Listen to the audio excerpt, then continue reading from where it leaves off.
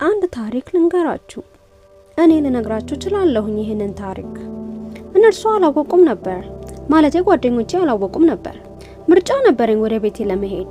እናም እንደማንኛውም ሰው መሆንን እችል ነበር እና ወደ ቤቴ ሲሄድ መሆን እችል ነበር። ማለቴ የእናቴ መኪና ነጂ፣ የእናቴ ሃይዌይ እነዳ ነበር።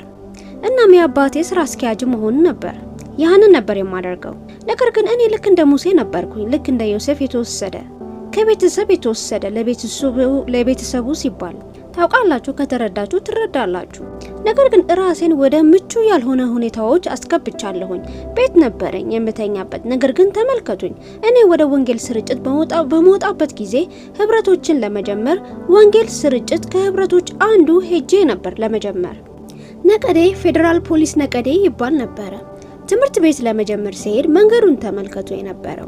ትምህርት ቤት ገብቼ ብቻ ማንንም ሰው አላውቅም ነበረ። ብቻ ወደ ትምህርት ቤት ገባ ነበር። የመጀመሪያው ነገር የምጀምረው መስበክን ነበር። ተስፋዬ ይሃ ነበረ። ከሰዎቹ አንዱ ጌታን ለማስቀበል ጥሩ ሰዎች እንዲሆኑልኝ የመኝታ ቦታ እንዲሰጡኝ፣ የመኝታ ቦታ ካልሰጡኝም እተኛ ነበር በትምህርት ቤት ክፍል ውስጥ። ስለዚህ እየሰበኩኝ ዞራለሁኝ። በጊዜው ለበቂ ሰዎች ከሰበኩኝ በኋላ ወደ አዳራሽ ሄዳለሁኝ እና አዳራሽ ውስጥ ያገኙኛል። ጌታን እንዲቀበሉ አድርጋቸው ነበር፣ አካፍላቸውም ነበር። ከዛ ነግራቸዋለሁኝ በየሳምንቱ እመለሳለሁኝ እያልኩኝ። ከዛም ይሄ ቀን ነበር በጣም አስታውሳለሁኝ። ከስብከት በኋላ እናም ምሽት ጊዜ ሳለ አንድ ሰው ሰጠኝ። ማረፊያ ቦታ እሰጥሃለሁኝ ና እና ከኔ ጋር ቆይ። ከዛም ከእርሱ ጋር ለመቆየት ሄድኩኝ። እዛ ስደርስ እየገረመኝ ነበር። ከዛስ ምን እየተፈጠረ ነበር? የት ነው የምተኛው? ከዛም ቦታውን አሳየኝ። የምተኛበት ቦታ የብረት አልጋ ነበረ ያለ ፍራሽ።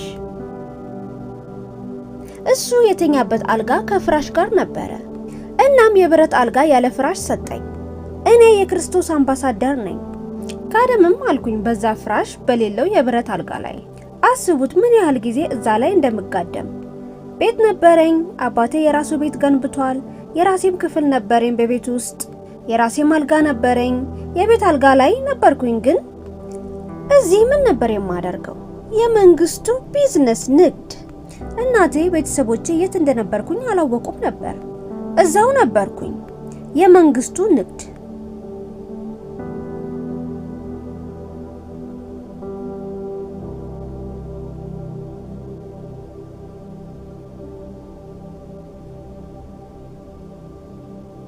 ጊዜያቶች ነበሩ እዛ ውስጥ የነበርኩበት። ቤተክርስቲያን ውስጥ እየረዳሁኝ ነበር በበጎ ፈቃደኝነት።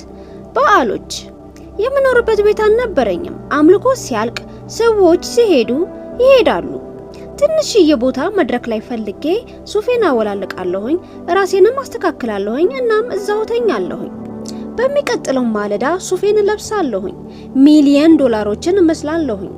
መናገር አትችሉም ነበር ድሃ ወይም ሀብታም እንደነበርኩኝ። ድሃ መሆኔን መለየት አትችሉም። ባለጸጋ ግን ነበርኩኝ። እናም እሰብካለሁኝ። አንዳንድ ሰዎች ነበሩ እዛው እየተመለከቱኝ የነበረው። እዛው ይሄ እየተከናወነ ሳለ ነፍሳትን አሸነፍ ነበር። እንዴት መበልጸግ እንዳለባቸው እያስተማርኳቸው። ታውቃላችሁ ለምን እንደሆነ? ተኝቼ የነበረ በዛ የብረት አልጋ ላይ፣ መድረክ ላይም ተኝቼ የነበረ የሰዎችን የትምህርት ቤት ክፍያ የከፈልኩኝ ነበረ። ሰዎችንም እየረዳሁኝ ነበረ። የትምህርት ቤት ፈቃድን እያገኘሁኝ። ድህነት የአእምሮ ክፍል ነው። አዋጅን ወይም ንግግርን አለመቻል ነው። ያንን እያደረኩኝ ነበር። ለምን? ያንን እያደረኩኝ ሳለሁኝ በተግባር ስራ ላይ ነበርኩኝ። ደረጃዬ ከፍ እያለ ነበር። ደረጃዬ ከፍ እያለ ነበር። ዛሬ ወደ ከተማ ገባሁኝ፣ ወደ ሀገርም ገባሁኝ። ሰዎች እየለመኑኝ ነበረ ቃል በቃል ና ከኛ ጋር ቆይ ነበረኝ። እናም አስታውሳለሁኝ አንድ ቀን ለፕሮግራም ተጋብዤ ነበር። ቤተክርስቲያን አዘጋጅቶልኝ ነበረ ለፕሮግራም። እናም ሁሉንም እያዘጋጁልኝ ነበር። አንድ ሰው እንዲህ አለኝ፣ አዲስ ቤት ገንብቻለሁ። ማንም ሰው በቤቱ አልቆየበትም። መተህ በቤቱ ውስጥ መቆየት ትችላለህ። በቤቱ ውስጥ ለኔ ስትል ኑርና ባርከኝ፣ ብቻ ቆይልኝ። እኔም ለግብዣው አመሰግናለሁኝ አልኩኝ። እኔ መኖሪያ ቤት አለኝ።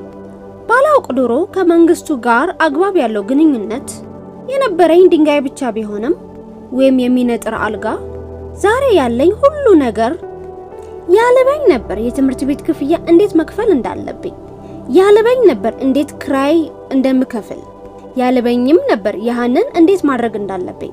ነገር ግን የእግዚአብሔር ህልም አሳድድ ነበር። አእምሮዬም አደገ፣ አእምሮዬም ተከፈተ። ታውቃላችሁ፣ አእምሮዬ አደገ። እንዲህ እላችኋለሁኝ፣ አእምሮአችሁን መጠቀም ከተማራችሁ ለመንግስቱ ብርቱ ፈተና አለ። በዛ መንገድ ለመሄድ እዛ ላይ እንዳትወርቁ። እውነቴን ነው፣ እዛ ላይ እንዳትወርቁ። ከደፈራችሁ አድርጉት። በምንም ጊዜ ታውቃላችሁ፣ ምንም ጊዜ እንደሌላችሁ ለፍላጎታችሁ እንኳን ለማሰብ። እናም እያንዳንዱ ፍላጎታችሁን ታገኙታላችሁ። እዚህ ጋር አቆማለሁኝ።